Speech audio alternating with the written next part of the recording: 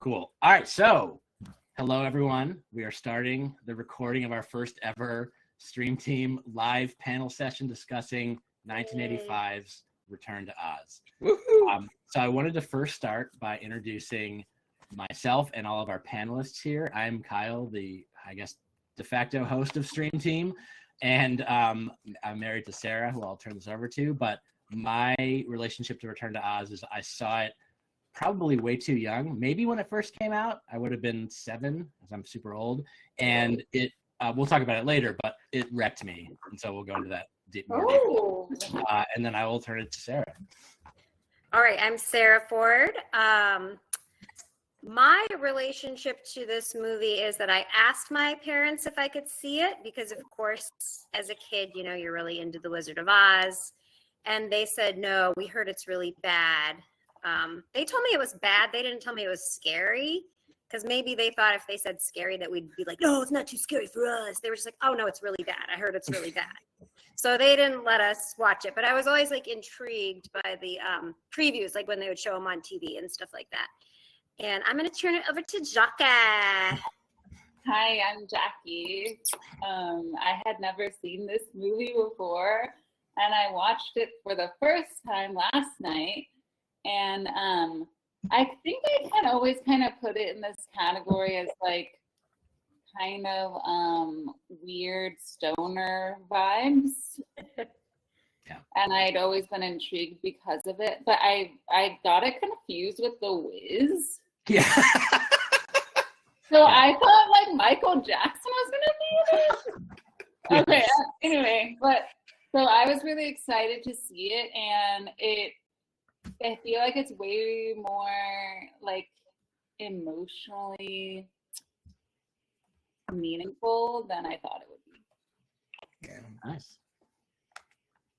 Well, I'll go last. My name's Jeremy. And I'm married to Jeremy. That's my wife.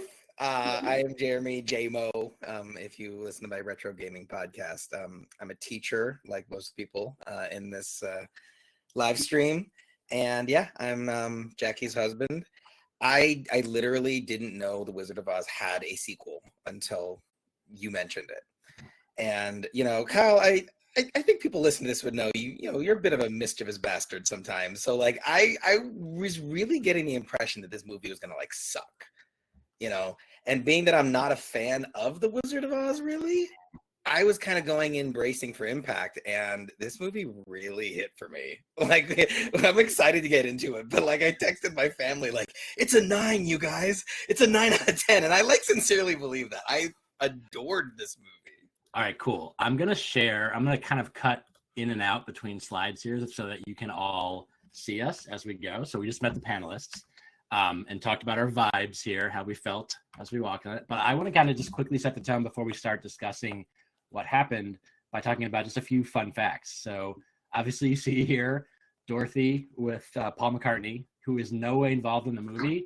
I looked at this and they leveraged his quote unquote star power for some promotional materials to generate more buzz. So he just popped on the set and that was his involvement. But it's one picture. Apparently, maybe there was some more, but like, oh, Paul McCartney's in it, I better go see it. What is that background robot? Is that supposed to be the bottom half of TikTok? The Tin Man. I think that's the Tin Man. Oh, that's the Tin Man. Okay. Yeah. But yeah, so the other thing, so this was Fairuza Balk, who played Dorothy. This was her first screen role in a feature film, which is big for her. It was directed and co-written by Walter Murch, who is a legendary editor and sound designer. In fact, Roger Ebert, a famous critic, called him the most respected film editor and sound designer in modern cinema.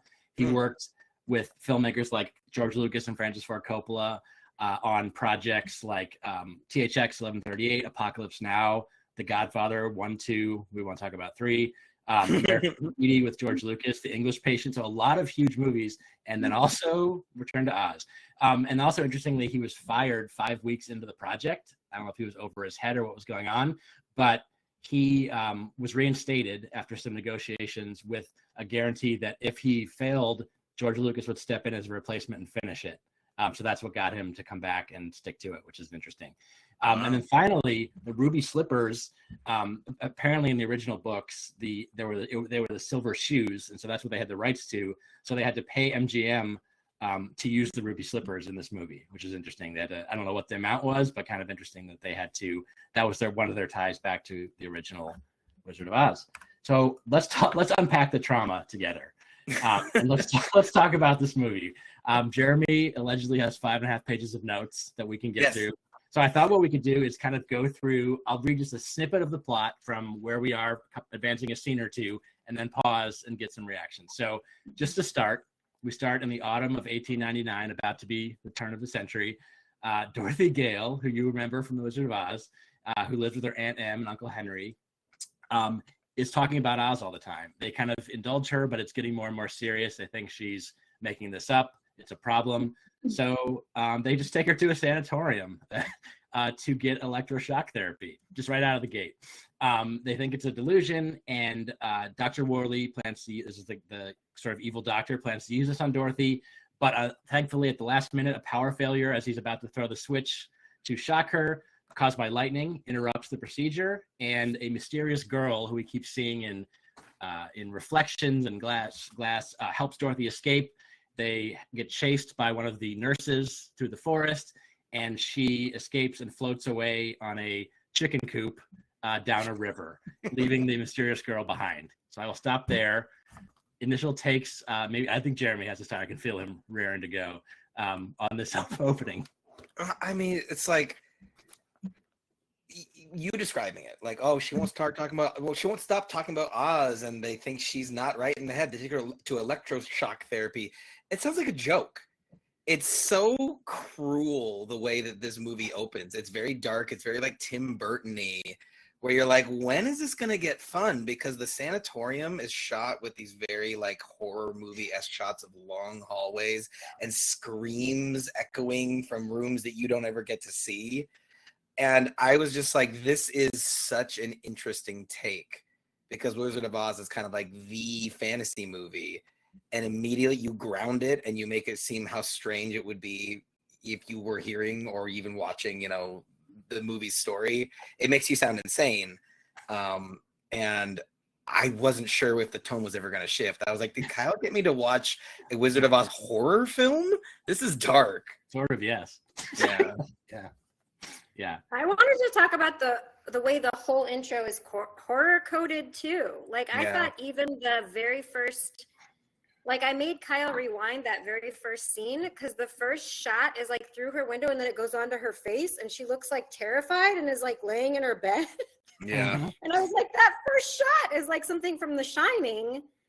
And the whole like first section of the movie was like super horror coded, but I was also super interested, and I want to touch on this a little bit later, but like how there's this obsession with electricity, and it carries throughout the movie, but I think you really see it in that first scene. Like there's all these close-ups of the electric bulbs and then the electric machine, and he's explaining how it works, which I think is kind of interesting because this book was written, it does kind of coincide with like the development of electricity.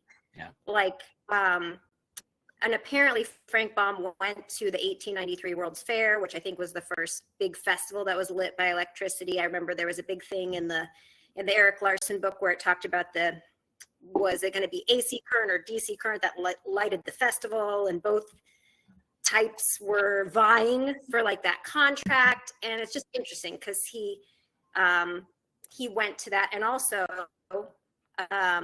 they called the 1893 World's Fair the White City.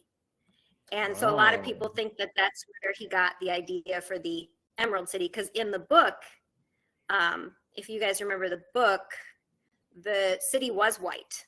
Everyone wore green glasses to make it look green, and that's why they called it the Emerald City. That's from like the original book. So I just thought it was kind of interesting how it tied together with this like development of electricity. I thought there was something cool about that I liked. That was very like early America innovation. Yeah. I don't know. I would like to add. Can you guys hear me? Yes, okay. We're listening. Okay. I am the same thought as Sarah with like, I noticed this obsession with electricity, and I noticed it was like the turn of the century, and it's like I noticed this whole like conflict or like contrast throughout the whole movie of like industrialization, machinery versus like nature and like fantasy, and like how that played into like, I don't know, like her view of the world. And even with the Wheelers, I know we haven't gotten there yet, but like they kind of represented this electricity, which was evil, versus like her. And like I immediately noticed her connection with animals, and it's like this innocence, and like, I don't know, is like, so it just reminded me of like, is she coping with like the progress that's happening around her, like by delving into this like fantasy world? What else? Yeah. Oh, and also like, I feel like there was this whole subsect of movies that I really, really liked as a young girl, of like girls specifically being able to like talk and connect with animals. And it like having this very like powerful, like it shows their power in a way, and how like their imagination wants to be stifled. Like I feel like there's this whole commentary on like young girls' imagination wanting to be stifled, and like their imagination being written off as like insane or crazy and needing to be punished because it doesn't fit the machinery and like this like this industrial world. I wanted to add to that. I wanted to bring this up later, but since we're talking about it now, I thought the lesson Dorothy learned was to balance her fantasy world with the real world. Because there was that scene at the end where she's like, oh, you don't talk to me in the mirror or whatever, or like hide the mirror away. Like you can still talk to me, but you can't let Aunt Em see it. Like I thought that was like her arc, like of her character, was to learn to like balance reality and fantasy. So I like your theming there. Yeah, it's like, it's for a movie about like an alternate dimension, another world, like every single scene I thought was about, this is gonna sound really douchey, but it's all about dichotomies. And like, you know, it's like science versus, you know, magic, and nature versus industrialization, man versus woman, you know, imagination versus realism. And like, it just, maybe I'm giving the movie too much credit, but that's where my 5.5 notes are from. It's mostly like symbolism. Yeah.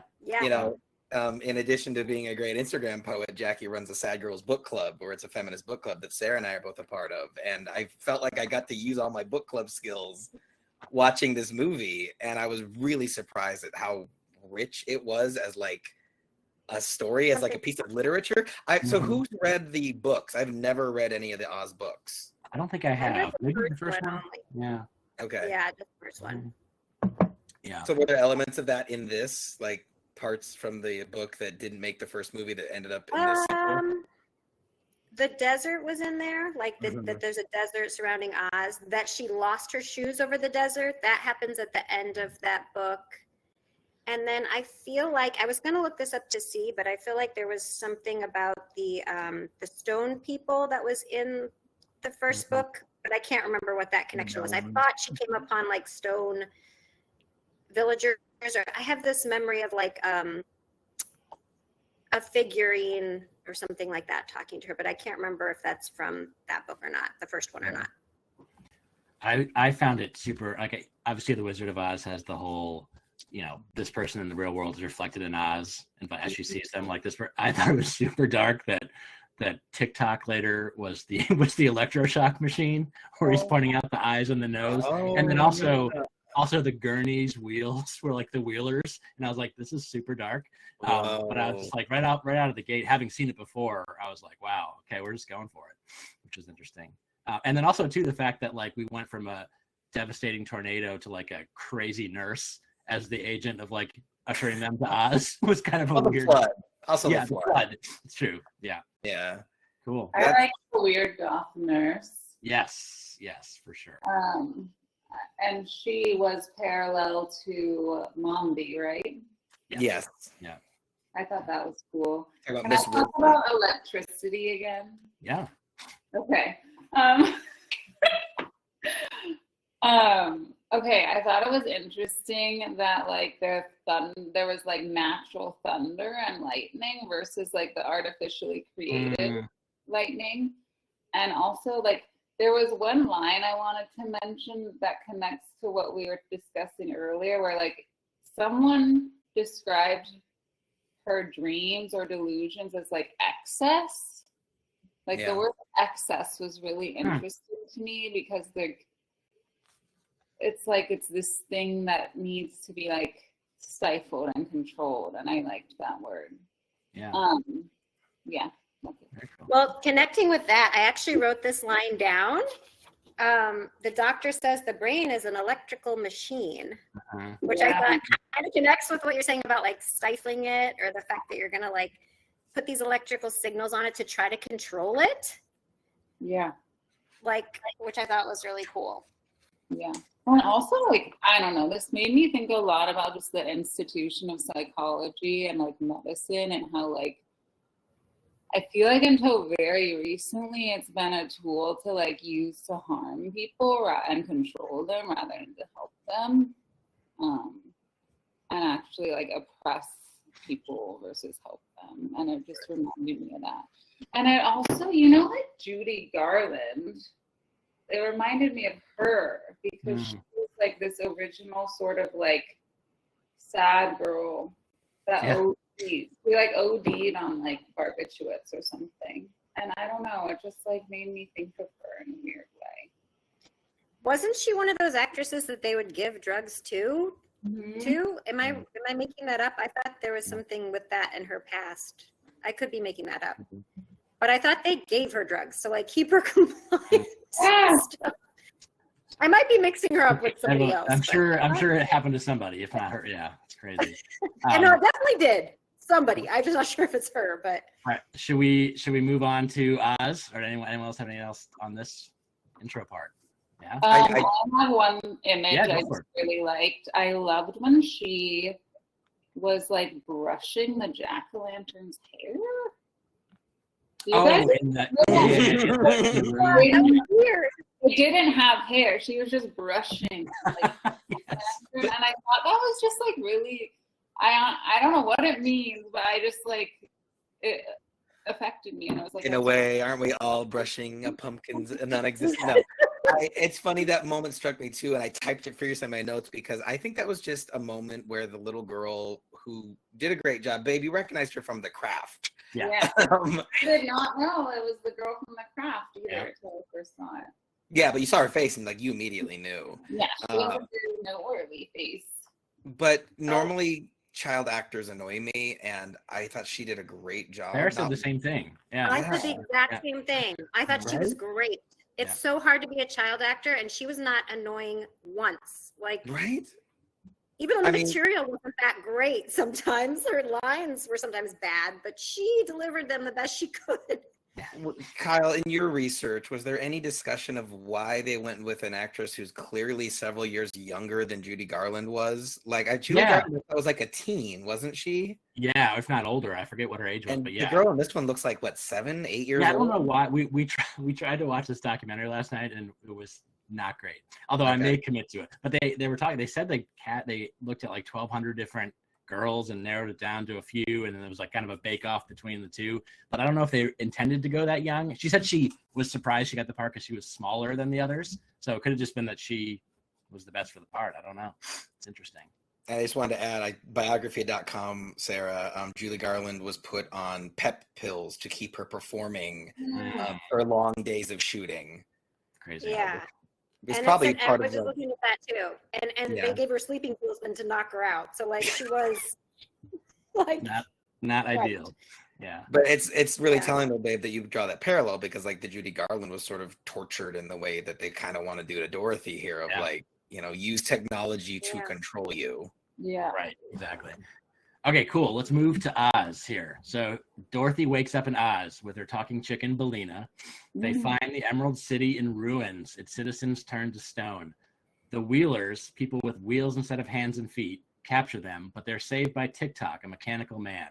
He tells Dorothy that Scarecrow, the king of Oz, instructed him to wait for her. Seeking the Scarecrow, they visit Princess Mombi, who reveals that the Gnome King has imprisoned Scarecrow. Mombi locks up Dorothy and her friends, intending to take Dorothy's head. Talk amongst yourselves. Well, Kyle, what do you think about the Wheelers? Well, okay, yeah, but I mean, I'm going to jump right to Mombi first of all, because that scared the absolute shit out of me as a kid. I don't know why. Something about the Cabinet of Heads or the taking off of the head. I remember, like, it's still to this day, that's the number one thing, even above the Wheelers, that disturbs me. And this on this viewing, I noticed that she apparently lives in Trump Tower too. When they first walked in, she's like all gold, sitting on a gold throne.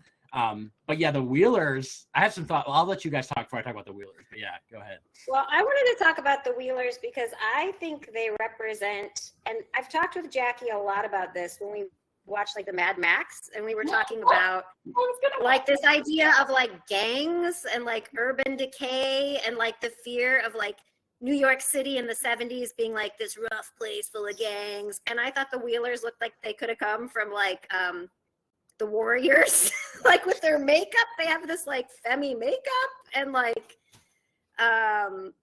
and then there was like graffiti that said beware the Wheelers that looked like it was like this urban graffiti. And then you've got like the road, the yellow brick road is broken. Like, so I don't know. I think it's just this thing that I don't know if it resonates as much with the themes of the movie, but like, I feel like this urban decay fear is this thing that runs through all the movies of this era. Like the more you watch movies from the 80s, you see like this like fear of gangs in the inner city, which I think is interesting. Yeah. Also, just to note, can we agree that if this was remade today, Flea would be playing all of the Wheelers? Like, absolutely. Anyway. So does Stephen... Can I talk? Yeah, you don't need to ask. I just was gonna bring up Mad Max too, because there's like similar gangs where like the gender of the gang members is kind of like, I just don't. Was this about like anti-gay sentiment in the 80s? Maybe. I don't know. Because like, why are all the like evil gangs like kind of drag vibes where they're like kind of feminine and like not like straight coded? Like it's weird. Like I was just like, why are they like giving drag queen vibes? Yeah. I totally agree. I actually wrote in my notes, like, it's like there's this weird message of like an effeminate man or a woman who acts too powerful or controlling. Those things are scary. That's like not how it's supposed to be. But I mean, it could also be the glam punk movement was kind of like reaching its apex in like the mid 80s. So it could just be that glam rock thing. Yeah. So does Stephen King owe a lot to this movie? Because this is very like... It's right, Gunslinger, right? The Gunslinger. I thought of the Gunslinger like throughout this. I'm like, so did he take, or was he more inspired by the Wizard of Oz? Which came first? Like, good question. Yeah. The Clockwork Creatures were right from. The when did he start writing when did he start that whole series of books? Was it before 85? I don't know. I'm not sure. I'll have to Google that. I was going to quickly note too. Sarah mentioned this when we watched it. Like by the time they got from the desert to the Emerald City was like 5 minutes. That was like the entire Wizard of Oz. First movie. Like they're just like, yeah, we're there. It's like, okay. Oh, we're there. Yeah. Yeah. Anything else? I guess what's your take on the head chamber scene with all the different? It's terrifying. It is absolutely terrifying. Like, and for some reason, the part that bothered me the most was the one head chamber that was kind of messy. Like there was like clutter was piled up, and she was in the corner instead of on a little pedestal. And I was like, whoa! like I like that's the sign of a good movie, is that I'm so invested at this point that like that was weird to me. Not that there were severed heads in the closets, but that one of them was an unkempt severed head chamber. I thought this kind of continued the tradition of like any female, although we expect women to be beautiful, any woman in quest of beauty is somehow like stealing it from another woman or is evil in some way. It's like women should be beautiful, but anytime they're like quest after beauty, that's always coded as like evil. So I just thought this was like another extension of that. Like, oh, she's got this hall of heads because she wants to be beautiful. So of course she's gonna cut off people's heads like to be beautiful. But also, like, the heads have separate memories. And so, like, Right. you know, oh, she must not be wearing this head because she's not mentioning this thing I did that only that head witnessed. And that went back to, like, the electroshock thing of, like, you know, cordoning off your thoughts and compartmentalizing. Hmm. And you know, like, yeah, the metaphor of, like, you know, a woman has to wear many faces. It's a little obvious, but, like, I kind of felt it worked, especially with the twist at the end where the head that you thought was, like, having some sort of horrible secret was actually the one that revealed the truth to everybody. Did you catch that Mombi's head at the end of the movie? The head that has dignity. At least according to the narrative anyway. I don't know. I really like this character a lot. Yeah. Oh, you gonna say something, Sarah? I don't know. No, I was just gonna say, speaking of like over the top, like the Wheelers with their like, however they were coded, their acting was obviously way over the top. The one Wheeler like pleading for his life was like giving the performance of a lifetime. he was really going for it, and then the one that then he like slinked away at the end was yeah. And a great little monologue too, where he's like, "Behave." Yeah. Behave, you behave. Like, the actor was just kind of just pontificating on what the word behave means. And I was like, this movie. So do you guys like this movie? Yeah, I think I don't know. Let's save it to the end when we rate it. And see what you think. It's like interesting. Yeah, let's save it. It swings for the fences, I think. I would say. Okay, so next scene. In the tower, they have secluded themselves in this room or been locked in. They meet Jack Pumpkinhead. Amazing name. Brought to life by Mombi's powder of life. Dorothy steals the powder to create a flying creature, the Gump. And we'll talk about what the Gump is, to escape to the Gnome King's mountain. So they fly over the deadly desert. After crashing, Dorothy finds the Scarecrow, but the Gnome King turns him into an ornament. He forces the group to guess which ornaments are Scarecrow, turning them into ornaments when they fail. All right, pause there. It was really bold to make like the climax of your movie like a guessing game, and you're like waiting to see there's this old Dungeons and Dragons like dungeon master term, which is you don't split the party. You don't separate your characters, because now you have like two planes of action, two storylines to be telling at once. And this movie makes the bold choice of just making you wonder what's happening to other characters that are off screen. Yeah, but I thought it kind of worked. Like, I don't know. And the Gnome King, I thought was a really cool, like, it was stop motion animation, right? Mm-hmm. The rock blending, the clay stuff, yeah. Yeah, so all the times that the rock antagonists were like talking, I was really transfixed. And yeah, and Gump too, the cobbling of random objects together. Are all the men? No, I guess maybe with the exception of the Wheelers, I feel like all the male characters are automatons, whether it's made from a pumpkin or made from a robot or made from stone. True. It's all like inhuman things, and I feel like the women characters are flesh, and they're like the chicken. Except for the uncle, yeah. I really like how what's his name? The pumpkin? Jack Pumpkinhead? Yeah, I like how he called her mom. Oh, yeah. I knew you were going to mention that. I just thought it was like a Jackie touch for whatever reason. This whole movie is a Jackie touch. This whole movie is extremely Jackie. I thought it was like I didn't know if it was like this weird nature versus technology like mom thing. Like, were you kind of thinking that too? I don't know. I just like really appreciated her connection with like the animals, the nature, the pumpkin, and like, does the pumpkin guy know who created him, and like what's his connection to like nature if he's this like nature that was sort of like created, and like I don't know, I thought that was really touching. Yeah. I don't want to leap ahead too far, but I think it connects thematically to what you're saying. The fact that it's an egg that kills them. It's like this organic thing that's like this reproduction, and I was that like, only a woman can make. Yeah, with like the mom thing. I don't know. Again, it's like I was like, am I giving this movie too much credit? Because apparently that was in the book. The egg thing was in the book. Ozma. And so was the ornament. It has to be symbolic. It's there. Yeah.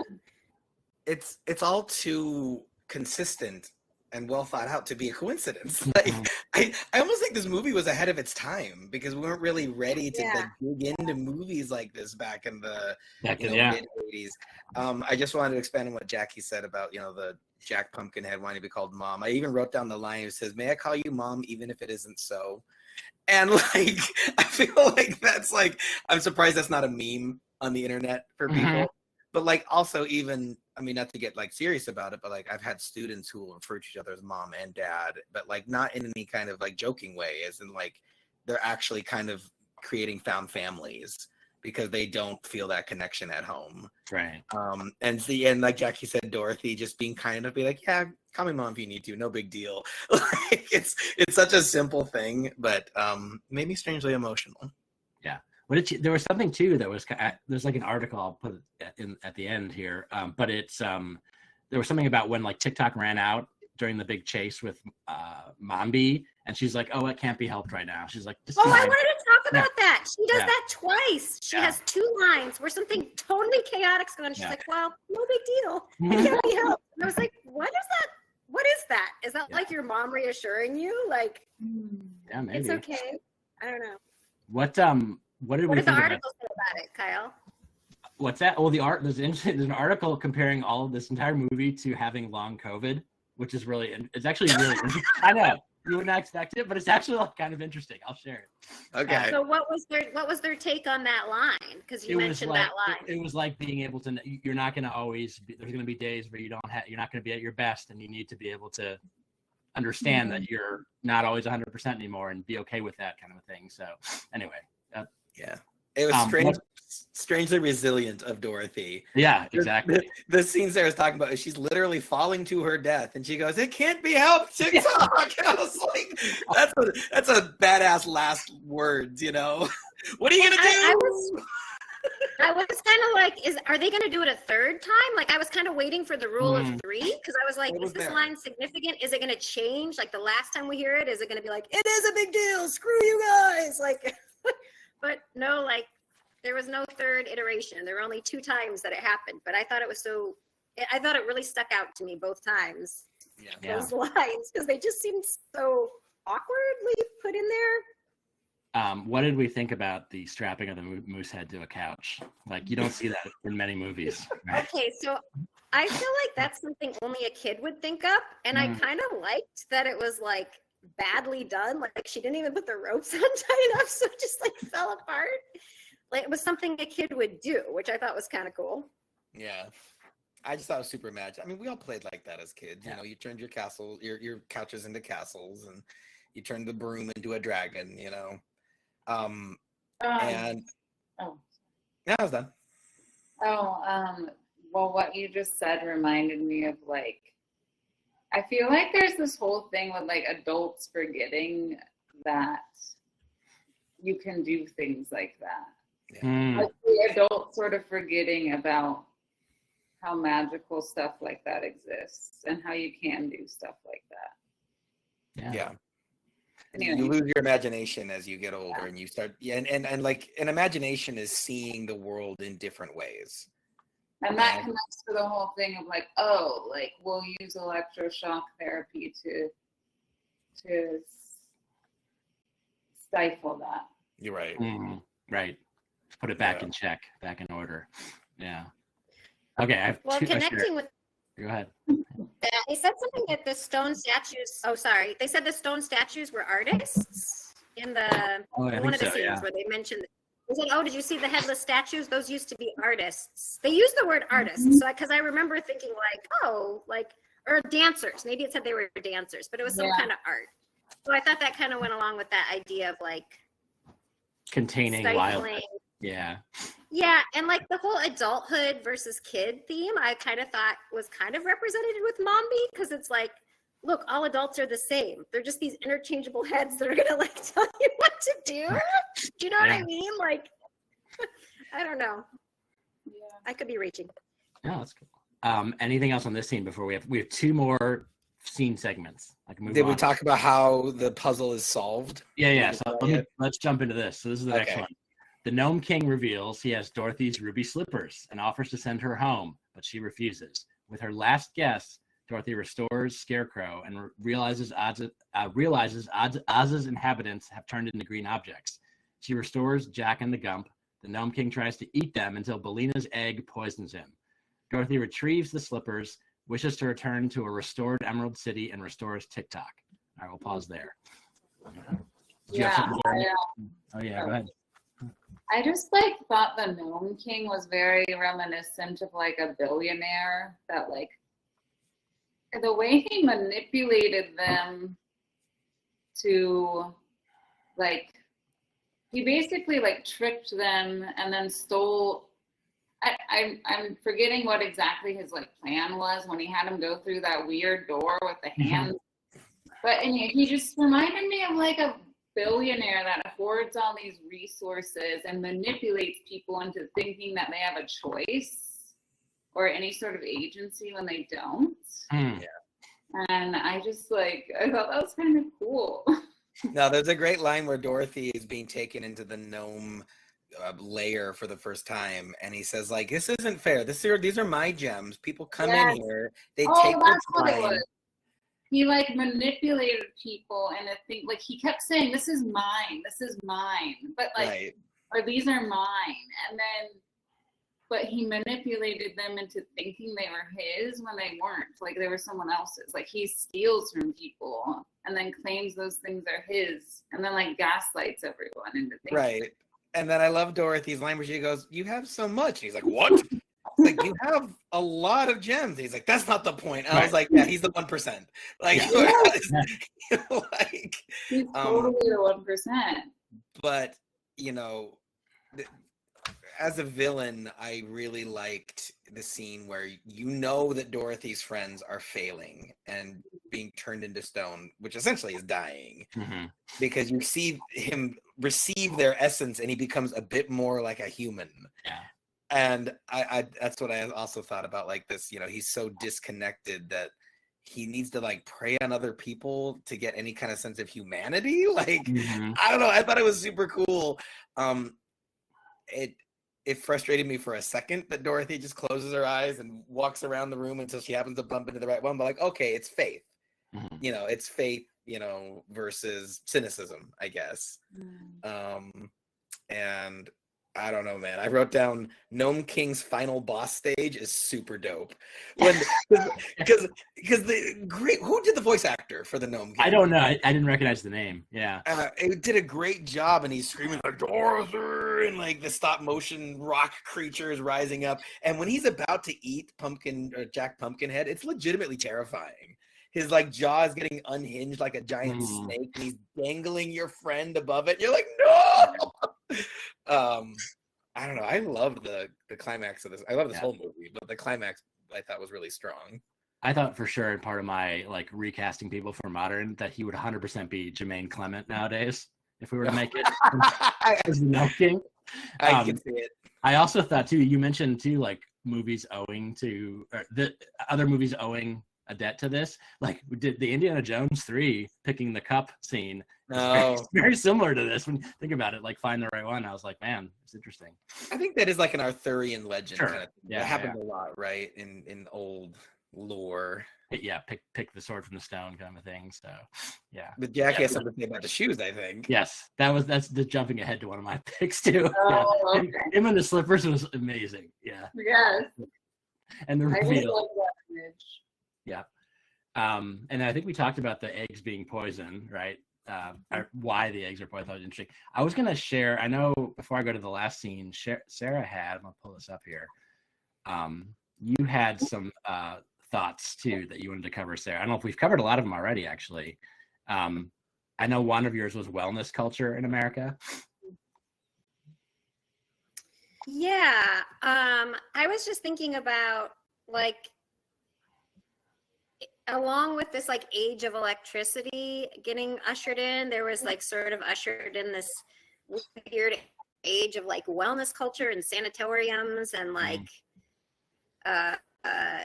don't know. I just thought that kind of connected. And I also I love, Jackie, what you were saying before about the machine versus I guess humanity, or I don't know what you want to call it, organic material. I thought it was interesting that all of the creatures were almost like these hybrids. Like even look at Mombi's outfit. That's why I pulled this clip of Mombi that you can see in like the top right corner there, how her cape almost looks like metal, like wires. And I was thinking about like all of the other like images we saw of this idea of like man and machine melding in the 80s, like this from Captain EO. I don't know if you guys remember that from Disneyland. Yes. Like the Captain EO show, the character was like jacked with all these wires. And then that was in, I can't remember if it was, I think that was 1986 was Captain EO. And then 1983 was Superman 3. That was the one where they get jacked into the computer. That So I just also thought it was kind freaked me out big time, by the way. Superman 3. Yeah, I was like, what was in the water in the 80s that we were very like worried about becoming machines? And I thought it was kind of interesting that TikTok is still a good guy. And at first I was confused. I was like, well, isn't he technology? And then I was like, no, he's clockwork. He's not electric. He's like wind up. So it's like he's like natural. Right. Like, I don't know. I just thought that was interesting.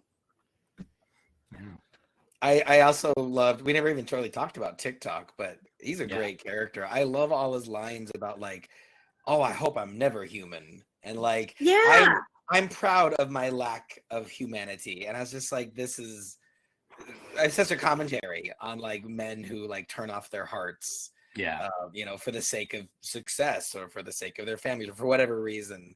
But also acknowledging that there's a weird strength to that because TikTok was a solid dude. And I love the scene where he fights off the Wheelers and he's just spinning in place. But like this movie, like Rob. Like Rob, exactly, from Smash Brothers. But it's just like, I really long for a age of movies where everything isn't done by CG. They literally spun the puppet around and like, the Gnome King is stop motion. And there's just something about like is it called realia when you get a sense of something real? It's like the realia of it. I adore. And I think it'd be a really bold move to make a movie like this again and kind of refuse CG. And I bet you people would take to it. Yeah. Cool. So let's do the final scene and then we can chat about best and worst. So final scene. People of Oz ask Dorothy to be their queen, but she wishes to go home. Billina stays, and Princess Ozma, the rightful ruler of Oz, is freed. Ozma sends Dorothy home with the slippers, promising she can return. Dorothy wakes up in Kansas, learns the clinic burned down, and sees Billina and Ozma in her bedroom mirror, who signal her to keep Oz a secret. Any thoughts? I have a question.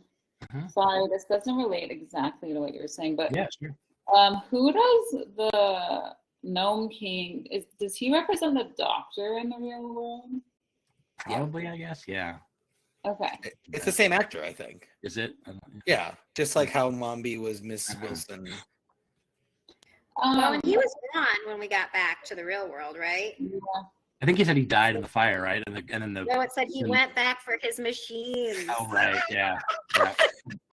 Oh yeah, was that the line he ran in to rescue his machines? Yeah. I love that line. But and again, though, it goes back to what you said earlier about natural lightning, defeating the technology, and the bolt of lightning is what saved him or what saved Dorothy. So, is there any interpretation though that she actually received the electroshock? Oh, that's really, it's kind of like the Total Recall theory. Like, Total did he get Total Recall or kind of Shutter Island sort of unreliable narrator? Because I feel like when you have something where there's a parallel in the real world, you are giving your audience the chance to be like, well, this is all in Dorothy's mind. Right. It doesn't really matter if it is or isn't, but yeah. I mean, I don't think so, only because I thought they were showing that she had figured out a way to think about Oz and still have her life in the real world. I thought that's what that final scene was showing us when Aunt Em comes in and then she hides the mirror. Like, I can have this too. I can have my interior life and my imagination and all these beautiful things. but I don't need to be so consumed by them that I can't live in the real world. And I thought it was interesting. I think one of the last lines is Aunt Em saying, let's go out. It's too nice a day to stay inside. And I thought about how that's always what adults say to you when you're like in your imagination as a kid, like you're in your room reading too many books or whatever. They're like, go outside, like go live in the real world, which I don't know. I just thought that was kind of interesting. Yeah. Oh, I think you're muted, Jeremy. Let's see. Sorry, I was trying to not have you guys hear my breathing. I was just thinking that, yeah, her choosing to not talk about Oz all the time, you know, it's obviously symbolic of like, well, for a woman to be successful and basically left alone, she can't always share what's on her mind. And so she's compartmentalizing, but not in like a compromise, in sort of like a survival tactic almost.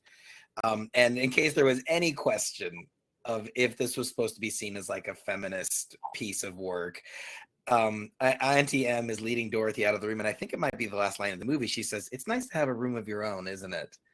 Right? That's a room of one's own, right? That's Virginia Woolf. That's like the separation from the responsibilities of motherhood and, you know, a wifedom or whatever. I don't know. I think this movie really sticks the landing. Jackie Burton is typing. Oh, I was literally just typing Virginia Woolf was a lesbian. Just FYI. Okay, wait. I've been waiting for a segue this whole time, so thank you, babe. Yep. Kyle, Sarah, Jackie, do you guys remember that when we saw Deadpool and Wolverine together a week ago, they made a joke about how Wizard of Oz was the only good multiverse and the gays had it right? And like, this is like the only series of movies that actually does better with different actors playing different parts. That's funny. So I thought that was strangely timely because you planned this live stream well before you saw that movie. I'm still kind of traumatized by why was Dorothy riding the lion? Like, for the love of God. Oh no. It was just super weird. Like, and also the lion like had no facial expressions. It was like it was a puppet. No, but he was like, it was like this like kind of like dead puppet, and then suddenly like it freaked me out. Also, it was good to see the uncle finally do something in the movie. He leaves the porch at the end finally to catch her. That's like his only moment in the entire movie. The uncle can have his own whole story. Yeah. I want to know what's going on with him. It's true. Yeah. Did he like break his leg? Is that we never found out really? He's just kind of like on the porch. So troubled man vibes. Yeah. Oh yeah, and the way Auntie M's like, that leg's mended, Dorothy. It's mended. Yeah, that's true. Taking it. It was so weird. Like, she won't take him to the doctor, but she's taking like Dorothy to get electroshocked for having an imagination. Right. That was really odd. I was like, what are we saying about Aunt M? Yeah. I thought that's like what I was wondering too, because in the original Wizard of Oz, wasn't Aunt M really like caring and maternal? I think so. She was just like a lot older. Yeah, she was. Like an old movie. More like a grandma figure than that. Yeah. But Jackie mentioned that she's kind of a sympathetic character because, like, yeah, she takes Dorothy into this like sanitarium, but like she thinks she's doing right by her. Right. And so I kind of really like that final line. Trusted these male doctors. That were just like, oh, let's just like electroshock therapy any woman that like is thinking. Yeah. Has imagination. All right, moment of truth. Jeremy. Well, before we do ratings, let's first talk about best and worst. What do you think is your favorite part of the movie, and what do you think is the worst part of the movie? I'll start with Sarah.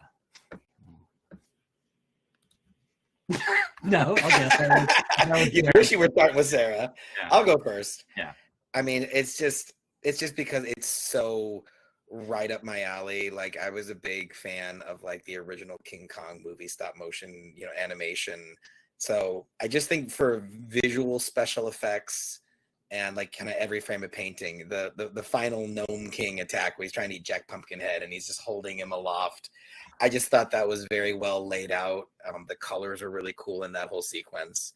But I mean, sorry I jumped the gun on the ratings or whatever, but I liked so much of this movie. I'm really hard pressed to think of like a worst part. I guess I'll just kind of say Ozma's stuff. This whole like little queen girl who's been around the whole time. I thought that was sort of weird because like, why wasn't that just the Scarecrow character? This whole thing is like, we got to go save the Scarecrow. Remember him? And he doesn't do anything. And have you guys seen that Family Guy clip from the original Wizard of Oz where she's like, "And Scarecrow, I think I'll miss you the most." And the lion and the Tin Man are like, "Oof, okay, I kind of thought this was a group thing." Kind of messed up to, say your favorites right here at the end. And so then at the end of this movie, she's saying goodbye to everyone. She doesn't even say goodbye to TikTok. And she goes to Scarecrow and goes, "I love you so much." What's with Dorothy and Scarecrow? Why is she always playing favorites with Scarecrow? Scarecrow sucks. So that scene is the worst one. I made up my mind. Snubbing once again the people who actually accomplish something. Maybe it's a metaphor, right, for empty men and their empire. No. Jackie, do you want to go? I am thinking. I feel like my favorite parts were like. This is like unexpected for me, but I feel like the beginning was really like intriguing. Like I loved when she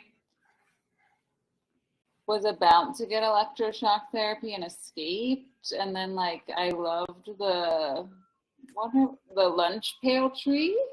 Like I don't know, that was all like I sucked me in so much, and I was like, I love the exposition like a lot. Yeah. The worst part.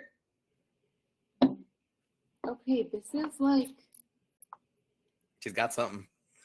I thought that the what was the Princess Mombi stuff could have been way better. Mm-hmm. Like I thought it was almost something really meaningful, but like it didn't like hit me as much as it should have. Because that's very like Jackie coded, but I was just like I don't know, it wasn't as powerful as it could have been to me, and I think that's just because it actually relied on like tropes that have been done like many times, like this hag, like it was very like Sleeping Beauty, Snow White, like all those were like this hag is like really wants to be pretty and she's like storing all the beautiful, like I don't know. Like I just think it's kind of overdone, but it was enough to me. So, what'd you think of the ending of Mombi's arc, though, babe? Where she's like, "I've taken away her power, and a witch with no power is a miserable thing indeed." And she's like, "Yeah, don't I know it?" Mm-hmm. And like, was that like a metaphor for like aging and like women who like kind of have become invisible because they like used to have this power over men or something? I don't know. I thought Mombi was really complex, and I think she would get the spin-off movie. How do you think she was complex? Oh, just sympathetic. I thought she was a sympathetic character. The scene that really drove that home for me was when the Gnome King is like, "Bow, lower, lower," and Mombi is powerful in her own ways, but she's just having to grovel before the man above her. Yeah. And so, I remember when she was being carted around in the cage at the end. I'm like, let her go. Weren't we all victims of the Gnome King? Yeah. Like, can't we just say stuff happened and we're gonna move on? Yeah. Like. I don't like the view because no one can tell how much Sarah's laughing at my jokes. That's why I don't like that's the right. view.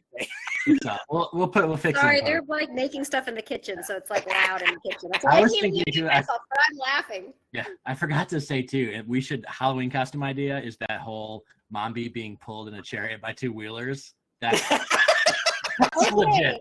Yeah. I did want to talk about that because I did think there was a thing there. Like I was thinking about how being able to like get around is always this evil thing, like her monkeys or her chariot of, I don't know. I was just thinking about how being able to move freely is a kind of power that like a lot of women didn't have. Like it just made me think about witches and broomsticks. It's like, what's the scary thing about witches? Oh, they fly out of their house. Those women are supposed to be in a house, but they're like flying around on a broomstick. I don't know. I just thought that was kind of interesting, the chariot of wheelers. And I was also thinking about Narnia. I think this book or this movie draws a little bit from Narnia because it's reminiscent of like the White Witch and her sledge. Yeah. And also the coming back to Oz and finding things decayed and broken is very much like the second Narnia book where they come back and it's like 1,000 years later. which I love that. I love that storytelling concept. I'm always like a sucker for like cool time travel stuff.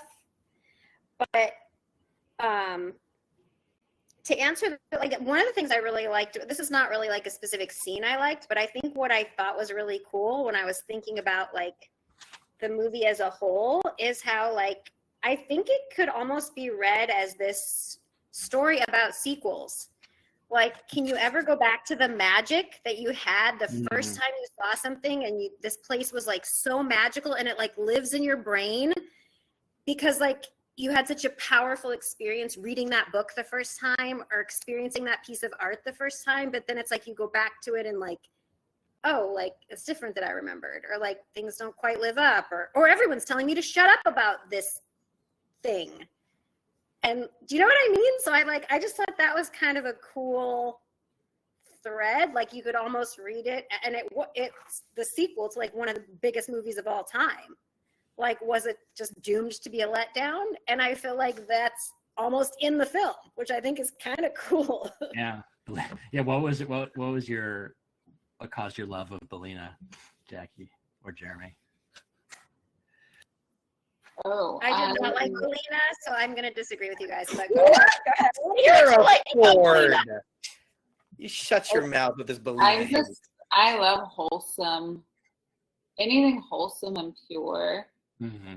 And there's it also, like, I'm at this point in my life right now where I'm like very into being like a hen.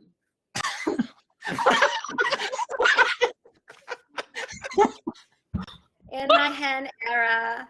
Like, I just like being in my nest with my people, and it's cozy, and I don't know, and just being like kind, and that's Belina vibes. Belina is the first conflict introduced in the movie because she goes, "You gotta lay an egg, or they're gonna eat you. You know, woman, you have to produce a child, or you have no use to us." And then it's that she did save the world with her reproduction, though. At the end. So good. Yeah. Jackie was like, we were watching this, and Jackie was like, guess which character I relate to the most? And it was like all of them, but it was Belina. I feel like Sarah said some really cool stuff, though, that we kind of like. The whole thing, that was really cool. Yeah. I always thought about that. Did you? Oh, yeah, sorry, go ahead. Well, like revisiting something, it's never as magical as the first time you see it. And, like, how she maybe got older, and how like memory, like our change in memory and all that. It's super cool to think about. Did you have a thing you didn't like, Sarah? I forget. You outlined a lot of stuff you did like. I did not care for Belina. I think she had a lot of dumb lines. Like she's like, I hope there's no chicken in the lunch pails, or it's a kids movie. You have to have kid humor. And I also kind of hated her voice. I love the hen era. It's incredible. But like, I don't know. I feel like she could have had like a less. She should have leaned into the chicken a little less. Like it was too far. The chicken. Yeah. My two quick ones were we already talked about. What I loved was the iconic ruby slippers on the Gnome King, powerful image.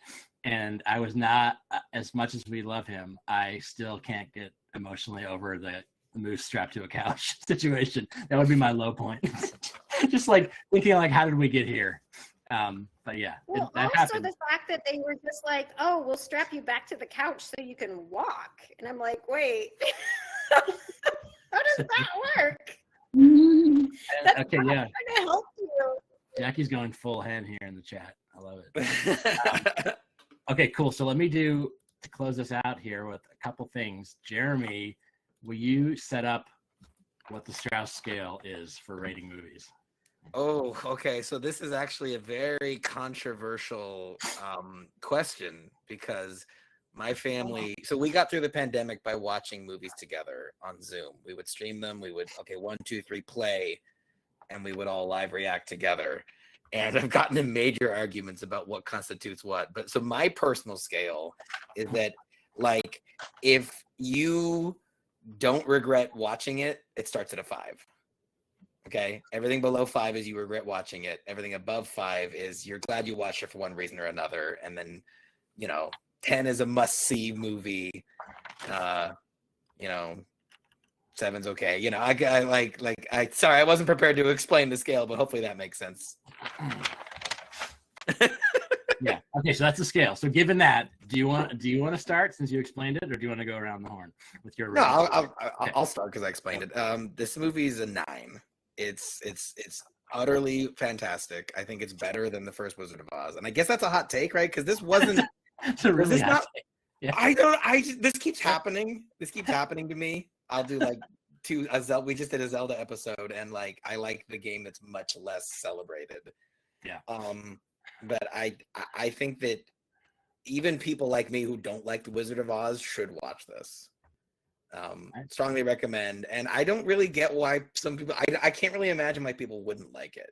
It's so wholesome. The costumes. We never even talked about the sets. They have these crazy. They built a whole castle room out of mirrors. You know what I mean? That would be done with CG now, but like they really made all these physical props, physical costumes, and told it a really original story. So there was no song though. Right. Yeah. And there were songs in Wizard of Oz, right? Yeah, there's quite a few. Yeah, it's a musical. So maybe that's why it's not a 10 because it wasn't a musical. That but if it was. Yeah, I like Jackie. Do you want to give yours? Given that, yeah, I like that comment about it. She wasn't sleeping. Yeah. At the beginning. I have suffered a bout of insomnia this past year, and I could literally Dorothy wasn't sleeping, and I think I just could see how someone could actually kind of create this fantasy if they weren't sleeping. Which led me to think, what trauma did she deal with that made her not sleep? I don't know, but I give it an 8 out of 10. Bold, I like it. How about Sarah? I am waffling between a 7 and an 8. I think people who don't like this, it's because they don't maybe want that dark tone in their in this type of movie. I love that. I find it fascinating when I've always been a fan of fairy tales. I used to read the big books of old Scottish fairy tales, old English fairy tales, and they're brutal and violent and they're dark. They're super dark. And I love that about this movie. I love the idea that you come back and things have changed, that they're not the same. I think that's such a cool image to come back and see the yellow brick road all torn up. I remember that was the reason I wanted to see the movie when I was a kid, is I was like, oh, that's so cool. What happened to the yellow brick road? I remember thinking that was really cool when I was a kid. I think some of the things don't come together. I think that scene at the end in the throne room was really not good. I don't know what they were trying to do. I almost think they should have just taken her home, because I thought everything was kind of tied up with her balance. Oh, I'm going to live in the real world and not think as much about Oz. But then you have this weird scene where they try to shoehorn in the original, that scene for me kind of, that takes it down a notch. So that's why I'm not maybe as high. I didn't care for that. Almost as high though. Yeah, I would say 7 would be the lowest I would go. Yeah. And I probably wouldn't go any higher than 8. Just because, again, there were just some things that didn't work for me. But yeah. I was maybe it's because we're married and we've seen this and the same age, but I had the same vibe. I was gonna say 7. I think this conversation may have tipped it to an 8 because I it's more. But yeah, I love how they swung for it and how generally unhinged it is compared to taking something as beloved as The Wizard of Oz and going at it with this. I respect a lot. So yeah, I think I would end on an 8, which is kind of crazy. I wanted to share. I think the reason a lot of the critics hated it, although it's kind of become a cult over time. I was going to read a few quotes that I found, is because it is kind of an insane thing to put out, even today, but especially then, for kids specifically. And I think that was most of the reactions were Gene Siskel. Kids under 6 are going to get nightmares from this picture. Kids over 6, they'll just have a bad time at the movies. La Gremlin, IMDb in 2001, noted critic La Gremlin. I think it goes without saying that you'd be legally insane to show that to little kids. And Common Sense Media review, Dorothy is treated as if she has a mental illness at one point. A doctor suggests she be admitted to a clinic and be attached to an electric machine to control these excess currents that must surely be causing her vision. She's even belted to a gurney. That Aunt Em would allow this is mortifying, which I find hilarious. They're mostly reacting to who the audience should be for this movie, not necessarily who the audience is for this movie, which is kind of interesting. I don't get that because like children's minds create these things. Yeah. Like it's just a mirror of what children create in their heads anyway. Like we all created things like the Wheelers in our heads. Right. As kids. So like what is so scary in the movie that kids couldn't see? Or like, I don't know. Yeah. Wasn't it mid 80s? Like that was like the Reagan era, right? Wasn't that like, you know, there was a big push of like protect children from this and from that, and the idea of something being marketed to children and being a little sexy or a little scary. It was like it felt wrong to people, so I think they responded critically. But I'd like to think this movie has aged well in most people's minds. I think so. I mean, certainly like whether they would admit it or not, or have come back to it. I think maybe they dismissed it at the time, but yeah, it's interesting. I wanted to share that we're going a little bit over, so I appreciate it. A few things I found that you guys will, I think, appreciate, which is unauthorized Return to Oz merch. So feel free. I'll put the links here in the chat, but I found this today, a sick Beware the Wheelers shirt in any color, which is great. I think we even mentioned one of these. Is that the Yellow Brick Road, like around? Oh. Yeah, it is. I knew Jackie would return to this is a magnet of Mommy's. Yeah, and then I think you're both gonna buy this too, which is a sticker. I've always valued my life. Oh my God! So I'll share the links to all those, and then I made this. I think we should put it in the market. I would wear this as well. Nice. So I'll end with this. Let me go share this here. So yeah, I'm thinking we could just end until we meet again with let me stop sharing here. 1 second. Maybe we can just kind of do a wrap. So thank you all for coming to the first one. We'll put this up too and get the reactions from people, whether they like it, how they feel about hens, most importantly. There'll be a poll about it. Wait, can people see the chat? Because I feel like Jackie put some cool stuff about I'll share hens the in chat the too. chat. Yeah, like we need to. Yeah, 100%. We'll get those. We need to highlight that. I think we should go around, since this is the first panel, and say if there's anything else you want to, we always do like plugs, anything else that you want to send people to that you do online or your socials or whatever, now's your chance. So I'll start with Sarah. Anything you want to send people to? I don't have anything to send people to. Join Stream Team. Nice. I like it. How about Jackie? I mean, okay, I'm an amateur poet. Yeah. So He's an awesome. if you're interested in poetry, you can follow me on Instagram. Nice. At Jacqueline Francis. Yes. I do a newsletter every Sunday at kylesjunkdrawer.com. If you like newsletters, sign up for it there. And Jeremy, I'll close with you.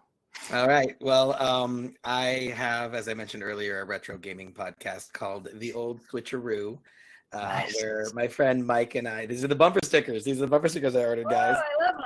Isn't it cool? It is but cool.